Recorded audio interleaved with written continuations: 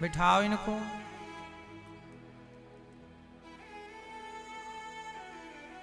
सुनो, चुपचाप रहो मेरी माँ, शोर ना करो।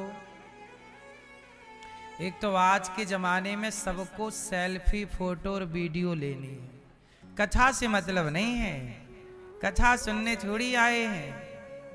बस मोबाइल हाथ में, बस मोबाइल धरा, मोबाइल, सिर्फ मोबाइल। कथा सुन लो, काम आएगी मेरी माँ। मोबाइल पर धरी की धरी रह जाती हैं चीजें। इसलिए आजकल तो बस देखो मोबाइल का युग चल रहा है। फोटो, सेल्फी, वीडियो, बस।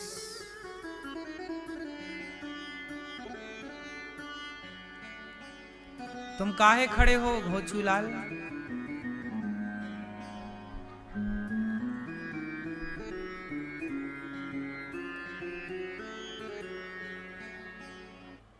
सुनो, नारद जी ने सारे तीर्थों का भ्रमण किया, पर क्या हुआ? सत्यम नास्ति तपः शौचम दया दानम न विद्यते उदरम भरिणो जीवा वराकाः कूटभाषिणः। नारद जी सारे तीर्थों का एक बार नारद जी भ्रमण करने गए। कहां गए? तीर्थ यात्रा। चलो तीर्थ यात्रा करके आते। सब जगह गए, पुष्करम चा, प्रयागम चा, काशीम, गोदावरीम, हरिक्षेत्रम, कुरुक्षेत्रम, श्रीरंगम, सेतुबंधनम, सारे तीर्थों में गए। पुष्कर, प्रयाग, काशी, गोदावरी, हरिक्षेत्र, कुरुक्षेत्र, सब। पर ना पश्यम कुत्रमिच्छर्मा, शांति नारद जी को नहीं मिली। नारद जी शांति क्यों नहीं देखे? क्या देखा नारद जी ने? सत्यम नास्ति, सत्य नहीं रहा। तपः शौचम, कलयुग में क्या नहीं है?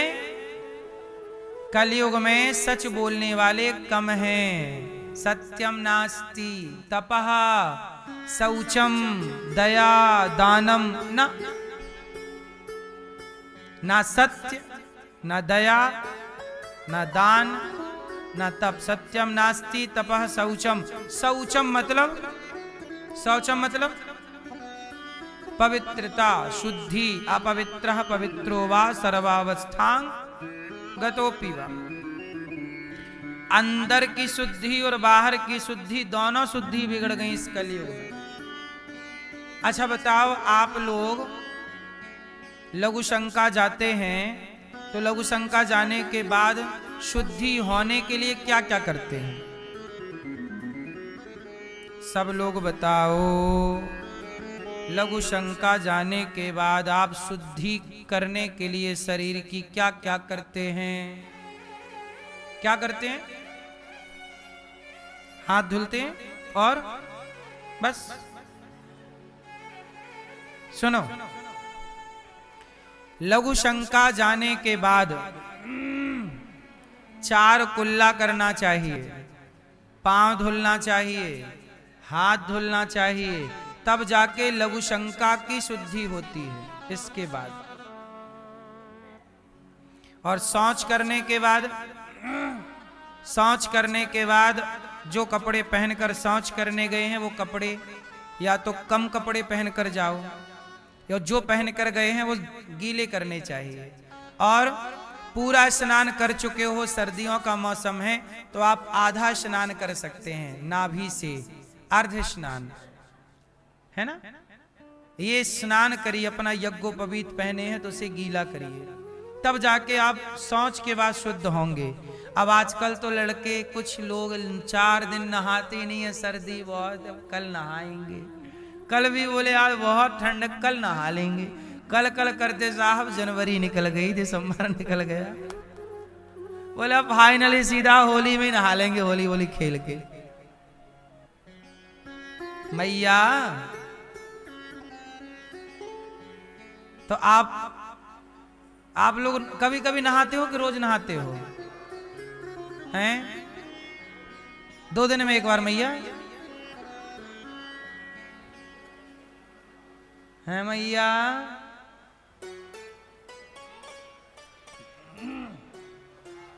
ये दास अनिरुद्ध हम 12 महीने 365 दिन 2 बार और दिन में बल्कि 3 बार स्नान करते हैं। शुद्धि जरूरी है। अच्छा, शौच 1 बार जाना चाहिए कि 2 बार? है?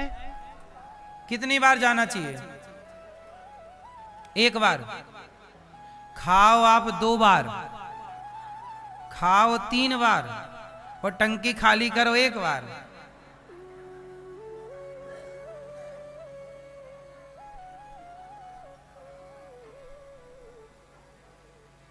भाई टंकी में आपके मल भरा ही तो है, तो भर के काहे घूमना है?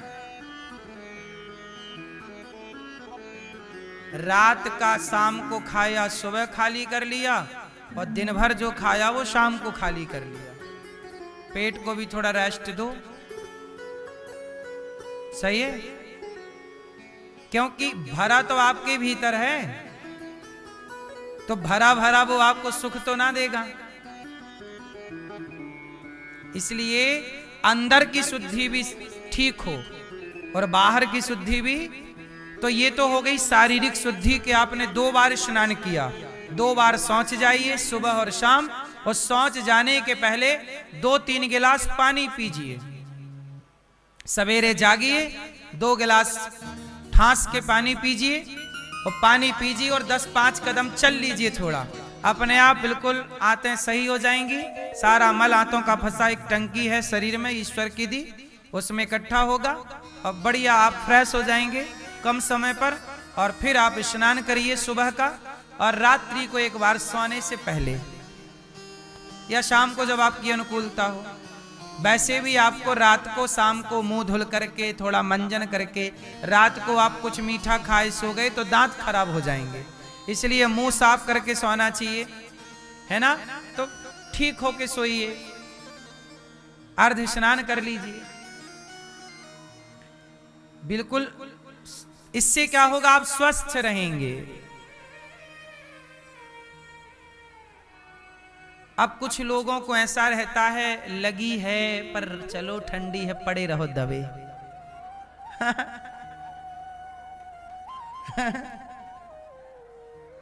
वो क्या करेगी?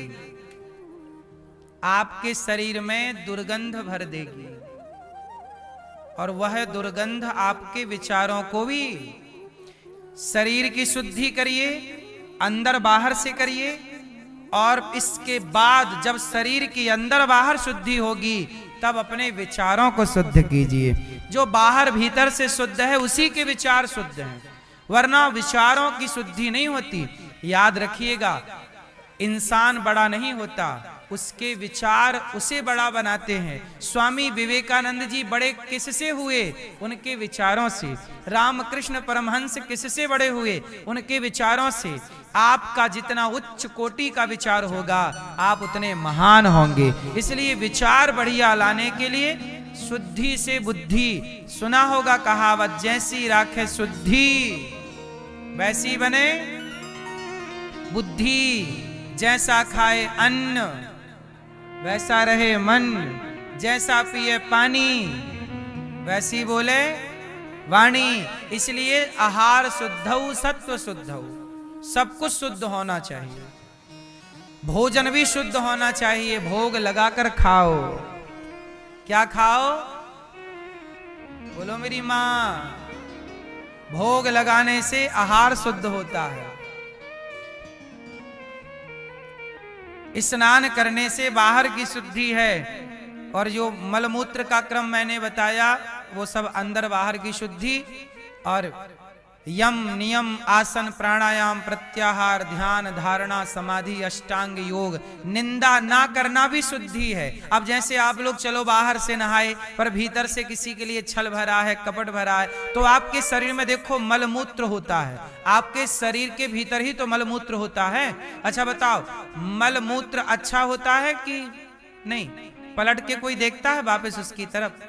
जितना गंदा मलमूत्र है उससे भी गंदा छल कपट है, और छल कपट भी आपके भीतर है। तो मलमूत्र तो चलो व्यक्ति निकाल लेता है, लेकिन छल कपट ना निकला तो उससे भी ज्यादा गंदगी तो विचारों की हो गई ना आपकी, कि आपके अंदर किसी के प्रति ईर्ष्या है, किसी के प्रति द्वेष है, किसी के प्रति ये घृणा, ये द्वेष, ये नफरत, क्या उस मल से भी गंदी नहीं है?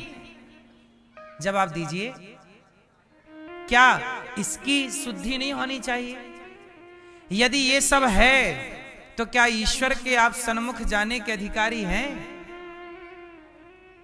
भगवान यही तो कहते हैं, निर्मल मन जन सो मोहि पावा, मोहि कपट छल छिद्र न भावा। इसलिए मेरी मां, सब कुछ शुद्ध कर लो। जब सब कुछ शुद्ध होगा तो देखो शुद्ध पानी में अपने आप आपका चित्र प्रकट हो जाता। आप जरा झांकिए, आपका प्रतिबिंब दिखेगा साफ जल में। वो गंदा पानी होगा तो आपका प्रतिबिंब ना प्रकट होगा। आपका अंदर बाहर सब शुद्ध हो गया, छल कपट मुक्त हो गए, तो आपके हृदय अंतःकरण में भगवान प्रकट हो जाएंगे। भगवान कोई बाहर थोड़ी। एक राजा था, उस राजा के यहां एक विदेशी पेंटिंग वाला आया, पेंटर, पेंटिंग अच्छी करता। राजा से बोला, राजा साहब मैं आपके राज्य में बहुत अच्छी पेंटिंग करना चाहता हूं, मुझे बस एक खाली दीवार दे दीजिए। राजा ने कहा, ये रही दीवार, ये रहे कलर, ये रहे ब्रश, ये रहा सामान, तुम करो। तो राजा का अपना दरबार का, नगर का एक चित्रकार आया, पेंटर, महाराज आपने विदेशी आदमी को मौका दिया है, एक मौका मुझे भी दीजिए, मैं भी बहुत अच्छी पेंटिंग करता हूं। तो राजा ने कहा, ठीक है, तुम हमारे अपने राज्य के हो, दोनों में देखते हैं बेहतर किसकी, जिसकी बेहतर पेंटिंग होगी उसको इनाम देंगे। ठीक है भैया। राजा ने इसे उसके दीवार के सामने दीवार दे दी, 2 दीवार, मतलब 2 दीवारें हैं आमने सामने, ठीक आमने सामने। तो अब विदेशी आदमी पेंट ले रहा, और ये जो राजा के राज्य का था, राजा ने कहा तुम्हें कितना पेंट चाहिए, ब्रश चाहिए, सामग्री चाहिए? इसने कहा हमें कुछ ना चाहिए। राजा बोला, बिना पेंट के पेंटिंग कैसे होगी? कलर के बिना? कलर नहीं ले रहे हो आप? नहीं नहीं, हमें कोई कलर वलर नहीं चाहिए। राजा बोले, बड़ी गजब बात कर रहे हो तुम। कहा, महाराज मेरी दीवार को बस आप दूर से पैक कर दीजिए, 5-10 फीट दूर से पर्दा लगा दीजिए, कोई देखने ना पावे। ठीक है। अब राजा ने सेफ्टी बढ़ा दी, सिक्योरिटी बढ़ा दी, पर्दा लगा दिया, दोनों की दीवारों के सामने सामने पर्दा लग गया, ना इसकी कोई देख पा रहा ना इसकी। अब राजा बड़ा चक्कर में पड़ा कि विदेशी आदमी तो कलर वलर लेके गया भीतर, तो कलर से तो पेंटिंग होगी ही, पर ये आदमी गजब है, कलर भी नहीं लिया, ब्रश भी नहीं, वो बोला मैं पेंटिंग बनाऊंगा। काहे की बनाएगा?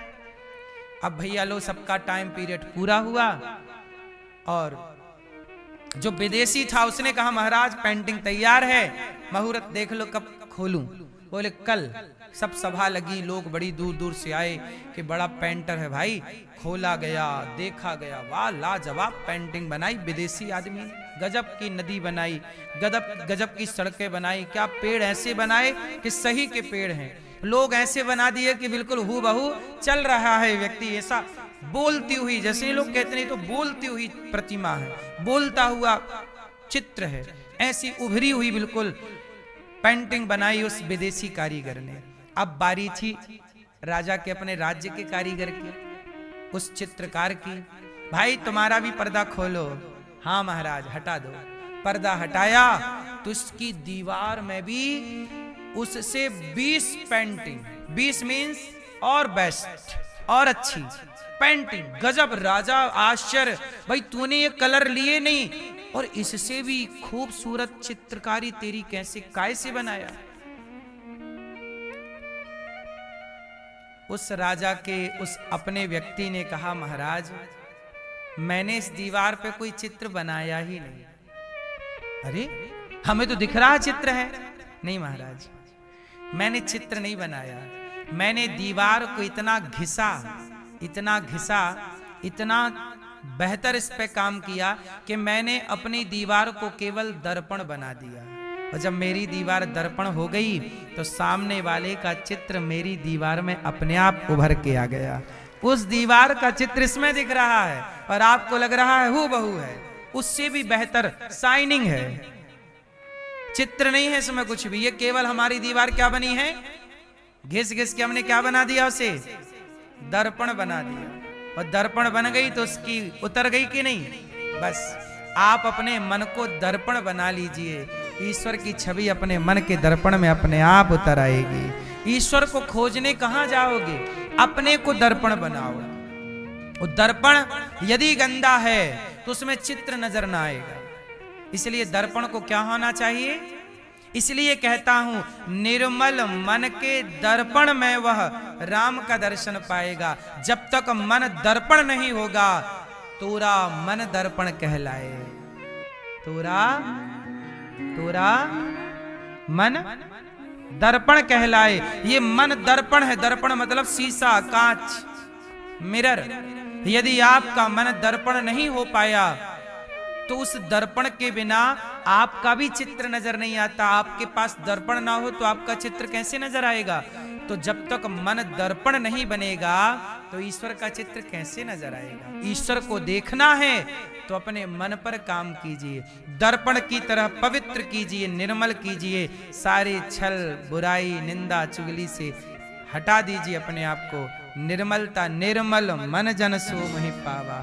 और ये मन निर्मल हो जाए, जिन जिन का मन निर्मल हुआ वो सब भगवान को प्राप्त कर गए, जीते जी भी और बाद में भी।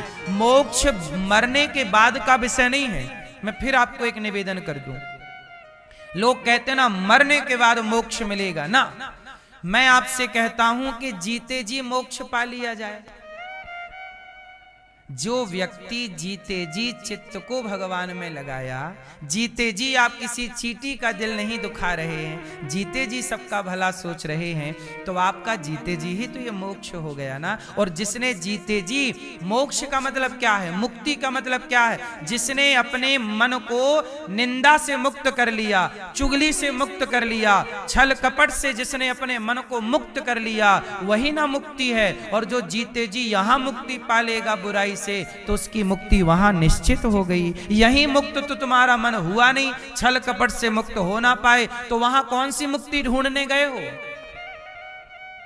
वहां कोई मुक्ति ना मिलेगी। यहां मुक्ति है तो वहां मुक्ति है। क्या तुमने अपने मन को मुक्त किया संसार के बंधनों से? नहीं किया तो वहां ना मुक्ति पाना, वहां ना मुक्ति ढूंढना, वहां कोई मुक्ति नहीं है। यही मुक्ति है। यही मुक्त कर लो मन को। सब मीराबाई ने मुक्त कर लिया। मीराबाई के पति भोजराज मर गए, लोग बोले रो ले मीरा, तेरा पति मर गया।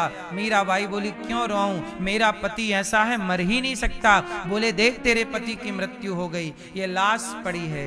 मीराबाई बोली नहीं, ऐसे वर को क्या बरूं जो जन्मे और मर जाए, बरिए वर गोपाल को मेरो चुन रो अमर कर जाए। मेरे वर तो भगवान है, वो मर नहीं सकते। तुम्हारी हिम्मत है तो मार के दिखाओ। तो जब वो मर नहीं सकते तो मैं विधवा थोड़ी हूं। अब बताओ मीरा जीते जी मुक्त हो गई कि नहीं संसार के हर बंधन से? बोलो। सबसे मुक्त है। कोई जिए कोई मरे उसे कोई मतलब नहीं। वो डूब गई ईश्वर में। जहर दिया राणा ने, पी लिया, कोई बात नहीं। मौत आएगी तो मर भी लेंगे। तुम्हारे प्रहलाद, क्या हिरण्यकश्यपु के मारने से प्रहलाद मरे? जब बचाने वाले भगवान हो तो आपके मारने से कोई ना मरेगा। और जब मौत आ ही जाएगी तो आदमी फिर खड़े खड़े मर जाता है, बैठे बैठे मर जाता है। बोलो हाँ। तो मीरा को जहर पिला दिया राणा ने, पर बाल भी बांका ना हुआ। क्या है ये मुक्ति तो है ना मेरी मां। अपने को मुक्त कर लिया सबसे, यही मुक्ति है। अब बताओ मीराबाई को वहां मुक्ति के लिए लाइन में लगना पड़ेगा कि भैया मुक्ति दे दो? नहीं, वो यहीं से गई मुक्त होकर। तुलसीदास जी यहीं से गए, सूरदास जी, रैदास जी, रसखान, सक्को बाई सब यहीं से मुक्त होकर के गए। आपसे यही मेरी प्रार्थना है कि मरने से पहले बंधनों से मुक्त हो जाइएगा। इसलिए हमारे यहाँ 4 आश्रम हैं, ब्रह्मचर्य, गृहस्थ, वानप्रस्थ, सन्यास। 50 साल तक बढ़िया बिंदास गृहस्थ में रहिए, बेटा बेटी का ब्याह करके, और धीरे धीरे अब मुक्ति की ओर चलिए। बेटे से मन हटा लो, अब बेटी से मन हटा लो, अब जगत से मन हटा लो, पूरा समर्पण भगवान में कर लो, यही मुक्ति है।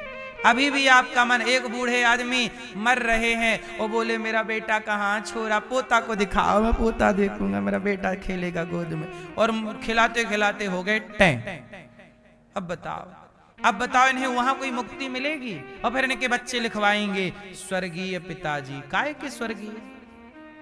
ये तो नारकीय व्यक्ति हैं, जिनका मन जगत में लगे लगे मरा है, ये नारकीय हैं। तुम कितना भी स्वर्गीय लिखवा लो, तुम्हारे लिखवाने से थोड़ी होता। लिखवा लो कि तुम प्रधानमंत्री हो, तुम्हारे लिखवाने से तुम प्रधानमंत्री हो जाओगे? लिखवा लो, अपने एक कार्ड बनवा लो, उसमें लिखवा लो कि मैं प्रधानमंत्री हूं। लिखवाने से क्या है? जिसका मन मरते समय भी ईश्वर में ना लगा हो, बेटा बेटा, पोता पोता, मेरा मेरा करके टै हुआ हो, कौन सी मुक्ति मिलेगी? इसलिए आप लोग ये गलती बिल्कुल ना करना। अपना मरण सुधार लो। जीवन सुधार लिया ना, जीवन भी सुधारो, अच्छे काम करो, जीवन भी सुधारो और मृत्यु भी सुधारो। जीवन में भी अच्छे ऐसे काम करके जाओ कि लोग कहें कि वाह, ऐसे काम होने चाहिए। जीते भी जीवन भी सुधारो और मरण भी सुधारो। इसलिए हमारे यहां जब जन्म लेते हैं तो बाजे बजते हैं, और जब मृत्यु हो जाती है तो भी बाजे बजते हैं, क्योंकि जीवन भी उत्सव है और मृत्यु भी उत्सव है। ये सनातन है। इसलिए हमारे यहां जब कोई मर जाता है तो आपने देखा कि नहीं, आपके कितने लोगों के यहां मुर्दे के आगे आगे बाजे बजते हुए चलते हैं? आपके यहां चलते हैं कि नहीं? अब कोई प्रश्न करे कि भाई मर गया, ये बाजे काहे बजा रहे हो? बाजे बजते हैं मैया। अब ये सवाल है ना कि मर गया आदमी, तुम बाजे बजा रहे हो क्यों? क्योंकि हम सनातनी मृत्यु को भी उत्सव मानते हैं। ये तो आज अज्ञानवश लोग समझना भूल गए सब चीजें, वरना मृत्यु भी क्या है? बोलो। जाता नहीं कोई दुनिया से दूर चल के, मिलते हैं सब यहीं पर कपड़े बदल बदल के।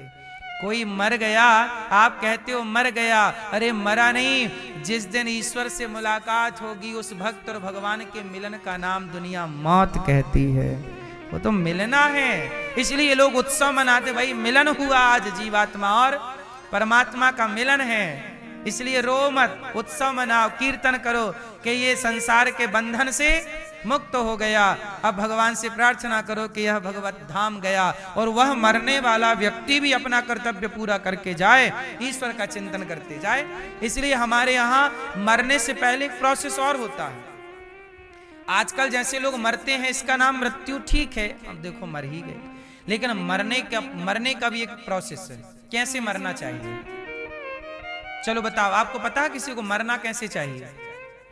अब देखो कोई चलता चलता मर जाए, गाड़ी में एक्सीडेंट इत्यादि ये सब, लेकिन जो मरने का सही विधान है वो कुछ और है। वो विधान आपको बताऊं। मरने से पहले क्या होना चाहिए कि देखो, आप सबको पता चल जाता है एक टाइम बाद कि अब हम नहीं रहेंगे। हर बूढ़ा, हर मरने वाला ये भांप लेता है, समझ लेता है कि अब हमारा, क्यों सही है कि गलत है? मरने से 15 दिन पहले, महीने भर पहले, 15 दिन पहले सबको समझ में आ जाता, जितने मरने वाले हैं। एक उम्र के बाद, एक टाइम के बाद सब समझ जाते हैं कि भाई अब आ गया। तो क्या करना चाहिए जब आपको ये समझ में आ जाए कि अब हमारा काम पूरा हो रहा है? तो अनशन करना चाहिए।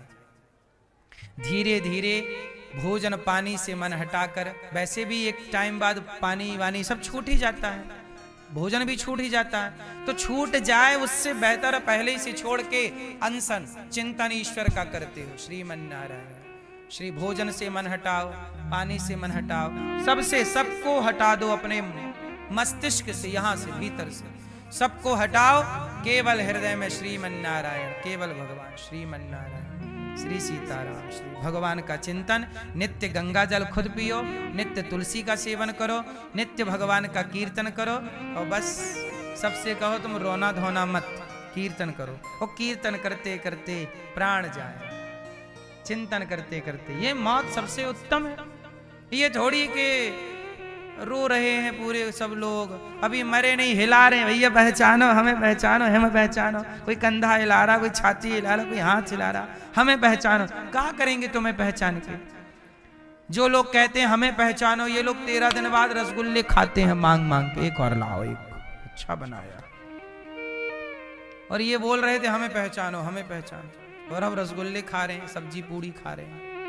इनका कुछ नहीं बिगड़ना, इनका तो रसगुल्ला जिंदाबाद है, बिगड़ना अपना है। हम इनका चिंतन करते मरेंगे तो भटक जाएंगे, चक्कर में पड़ जाएंगे। इसलिए मरना भला है दूर का, जहां न अपना कोई। पहले के लोग मरने के लिए कहां जाते थे जानते हो? चलो अब आखिरी में लोग तीर्थ यात्रा करते, जा रहे हैं, अब लौटेंगे नहीं, बद्रीनाथ जी, केदारनाथ जी, वहीं जाते, चिंतन करते भगवान का, वहीं सीताराम हो जाते। अब आजकल मरने के लिए लोग हॉस्पिटल में जाते हैं, सारी जिंदगी कमा कमा के रखते हैं, और मरते समय बढ़ो सब लेके चले जाते हैं। मरते समय 20-25 लाख खर्च करा दिया छोरा छोरियों का, और हो गए टें, बच्चे और हो गए कर्जेदार। तो तुम्हारी तेरी भी करें कि कर्जा चुकाएं? ये कोई मरना है?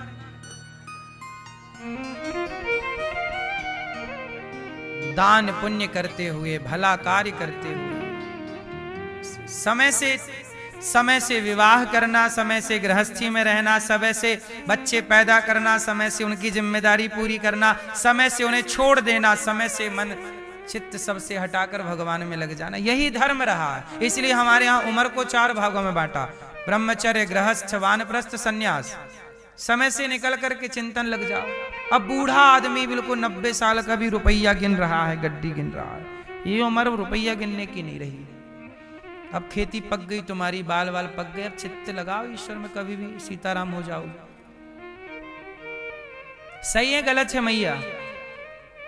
बोलो हाँ कि ना। बूढ़े बूढ़े लोगों के भी बड़े शौक होते हैं, कंघी रख के चलते हैं बूढ़े लोग। कंघी बाल नहीं है, कंघी पूरी है। अभी शौक पूरे नहीं हुए इनके। शौक औक से मन हटाओ। कोई अब कामनाएं ही तो हमें गुलाम बनाती हैं, यही तो उलझाए रखती हैं। कामनाएं अब केवल एक कामना, एक इच्छा, मुझको और कछु ना चाहिए, बस राधा कृष्ण मिलई दे। हे प्रभु अब कुछ ना चाहिए, सब तो दिया आपने। हाँ भगवान का चिंतन, मुझको और कछु ना चाहिए, बस राधा कृष्ण मिलई दे। तो नारद जी महाराज को भक्ति महारानी मिली, कहा महाराज मैं बड़ी दुखी हूँ कलयुग में। तब नारद जी ने भक्ति महारानी से कहा तुम्हारा दुख दूर कैसे हो, मैं खोज के आता हूँ। सनकादियों ने कहा भागवत सुनाओ। हरिद्वार में भागवत सुनी, भक्ति महारानी ने, सारा दुख दूर हुआ। तब नारद जी ने कहा कि कोई पापी भागवत सुन के तरेगा? बोले आत्मदेव जी नाम के एक पंडित जी थे, उनके कोई संतान नहीं थी, और उनके संत जी ने एक फल दिया था कि पत्नी को खिला देना। पत्नी ने बहन का बेटा पैसों से खरीद लिया और फल दे दिया गाय को। उस बच्चे का नाम रखा गौकर्ण, जो गाय से हुआ, और जो बहन का खरीदा उसका नाम रखा धुंधकारी। धुंधकारी को खरीद लिया और उसे धुंधली ने अपना मान लिया। पंडित जी की पत्नी का नाम था धुंधली। जो बेटा अपना था नहीं उसे अपना मान लिया, और उसके प्यार में ऐसे चक्कर में पड़े कि धुंधकारी जब जवानी में आया तो उसने अपने माँ बाप को बहुत मारा।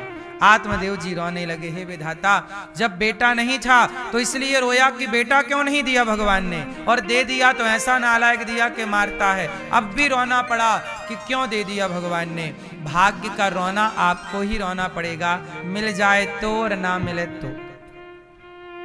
इसलिए कहता हूं ईश्वर कुछ ना दें तो भी प्रसन्न रहो और सब कुछ दें तो भी प्रसन्न रहो, क्योंकि उनके ना देने पर भी कृपा है और उनके सब कुछ दे देने में भी कृपा है। बेटा मिल जाए तो कृपा मानो और ना मिले तो भी कृपा मानो, क्योंकि दोनों स्थिति माँ बच्चे को लड्डू देती है तो भी माँ की कृपा है और माँ बच्चे को थप्पड़ मारती है तो भी माँ का आशीर्वाद है, क्योंकि लड्डू दे माँ या थप्पड़ दे दोनों में माँ का प्यार है या नहीं? ये थोड़ी कि थप्पड़ मार रही है तो माँ कोई दुश्मनी के कारण मार रही है, नहीं, प्यार है इसलिए मार रही है। हाँ, माँ के लड्डू में भी प्यार है और थप्पड़ में भी प्यार है। ईश्वर कुछ देते हैं उसमें भी प्यार है और नहीं देते वो कृपा का अनुभव करना सीख लीजिए। धुंधकारी महान दुष्ट हुआ बाप को मारता।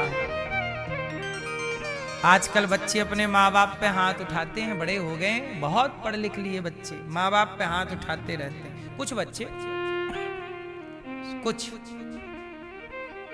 इसलिए आप लोगों से मेरी प्रार्थना है कि माँ बाप को खूब सम्मान दीजिए। माँ बाप की कोई बात अच्छी ना लगे तो मत मानिए, ठीक है, पर चुप रहिए, जवाब मत दीजिए। जो बात अच्छी लगे वो मान लीजिए, अच्छी ना लगे तो इग्नोर कर दीजिए, पर जवाब ना दीजिए पलटकर। क्यों जी, क्या कहते हैं?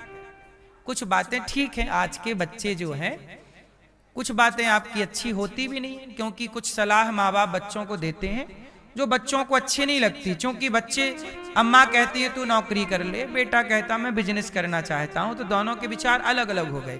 अब यहाँ माँ बेटे की, बाप बेटे की लड़ाई हो सकती है, क्योंकि बाप कुछ और करने के लिए फोर्स कर रहा है और बच्चा कुछ और करना चाहता है। यहाँ मिसमैच हो गए विचार। यहाँ क्या करना चाहिए कि पिता जो कहता है सुनते रहना चाहिए पर जवाब नहीं देना चाहिए, और आपको जो करना है ठीक ठीक से करते रहिए, आपका नुकसान ना हो, इसलिए पिता समझा रहे हैं। फिर भी जीवन में रिस्क लेना पड़ता है बड़े काम करने के लिए, और कई बार माँ बाप तैयार नहीं होते, उनको लगता है हानि हो जाएगी, नुकसान हो जाएगी। उनका भी ठीक है समझाना और समझना, लेकिन मतभेद तो है ना विचारों का।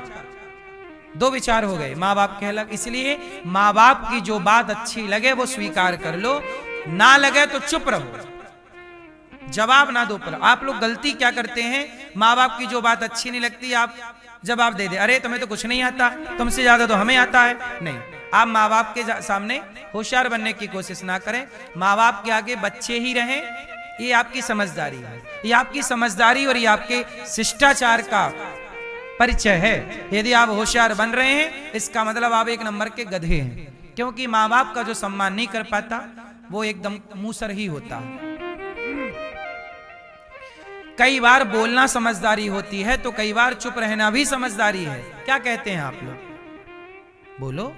माँ बाप के प्रति कभी पलटकर जवाब मत दीजिए, सीधा 100 बात की एक बात है, सुनना सीखिए। माँ बाप डांटेंगे, बोलेंगे, बोलने दीजिए, आप सदा उनका सम्मान करते रहिए, रिस्पेक्ट बनाए रहिए, आदर करते रहिए, जवाब ना दीजिए।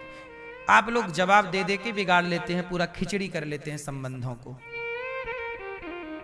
जो बात अच्छी नहीं, अब देखो ना हम बाजार जाते हैं, जो चीज अच्छी लगती है खरीद लेते हैं, जो चीज अच्छी नहीं लगती नहीं खरीदते। हमें अच्छी नहीं लगी इसका मतलब ये नहीं कि वो चीज अच्छी नहीं है। बोलो हाँ भाई, हमें जो बात अच्छी लगे ग्रहण कर लो, नहीं अच्छी लगे तो, ये बात सबके लिए है, सब तरह से। धुंधकारी ने बाप को बहुत मारा,